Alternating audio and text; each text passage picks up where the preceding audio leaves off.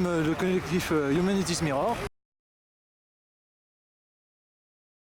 Il s'avère que j'ai reçu une lettre du président de l'agglomération de Vannes qui m'a un petit peu poussé à revenir, en ce sens où il m'a écrit pour me dire que mon système d'assainissement n'était pas à jour.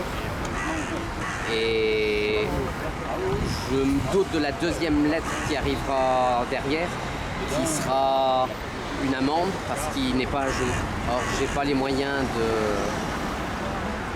de m'en payer un neuf. Donc, je ne comprends pas qu'on oblige les gens à faire des choses pour lesquelles on n'a pas les moyens.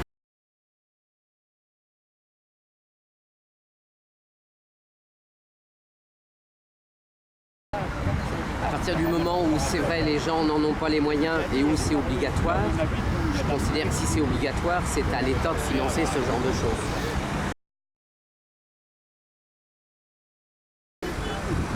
Oui, clairement, l'argent ne manque pas. Je me suis amusé à calculer, la personne la plus riche de France, ça fait quelques milliers d'euros par Français. Donc oui, il y a de l'argent, ça ne manque pas. Les écarts sont trop importants. Oui, je pense que oui, c'est les écarts qui ne doivent pas être aussi importants que ça. C'est pas normal qu'il y ait des gens aussi pauvres qu'il y a et aussi riches qu'il y a aussi. Il faut trouver un juste milieu. Oui, je suis peut-être moins poussé que d'autres. Il faut laisser peut-être plus souvent la parole aux gens. Maintenant, je sais pas, c'est difficile à dire. On ne peut pas non plus poser des questions pour tous les sujets. Il faut que ça reste pour les sujets importants. D'accord. Pas à chaque fois qu'il y a un souci non plus. Il faut qu'il y ait quand même un État qui continue à décider pour l'ensemble de la population. Tout le monde n'est jamais tout le temps d'accord. Oui, je pense pas qu'une démocratie aussi directe que ça, en posant des questions tout le temps, soit possible. Il faut quand même des dirigeants qui décident, mais en tenant en compte qu'il n'y ait pas trop d'inégalités dans le pays. Je pense qu'il est un petit peu là pour ça. Nos élus doivent penser que les écarts doivent être amenuisés.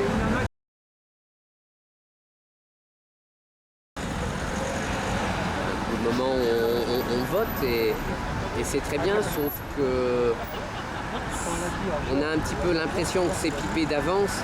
C'est des gens qui font partie d'une caste qui ne feront que défendre ce système.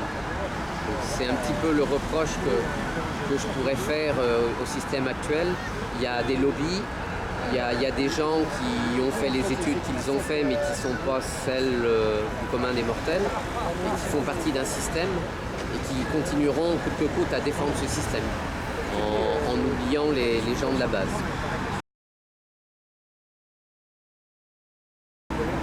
Il y a sûrement eu des variations, mais ça fait sûrement longtemps que c'est comme ça. Alors pour combien de temps, je ne sais pas. Mais c'est vrai que je crois de moins en moins à mon vote. Je n'ai pas l'impression qu'il apporte quelque chose.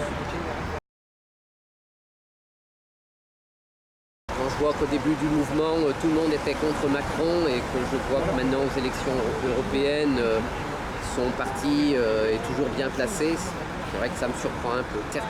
Beaucoup de Français qui ne comprennent pas que ce système spolie quand même beaucoup de gens et qui participent à maintenir ces élus-là en place.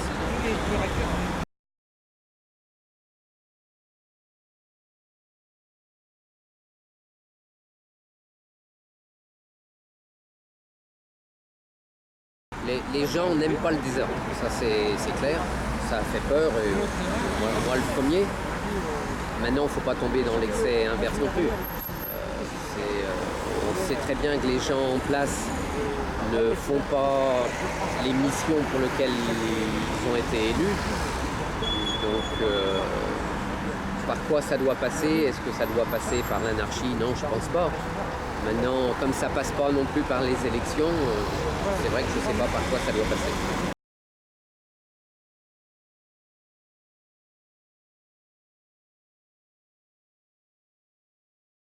vrai que l'individualisme étant ce qu'il est, les gens pensent d'abord à eux avant de penser à la communauté. C'est sûrement amplifié par le capitalisme.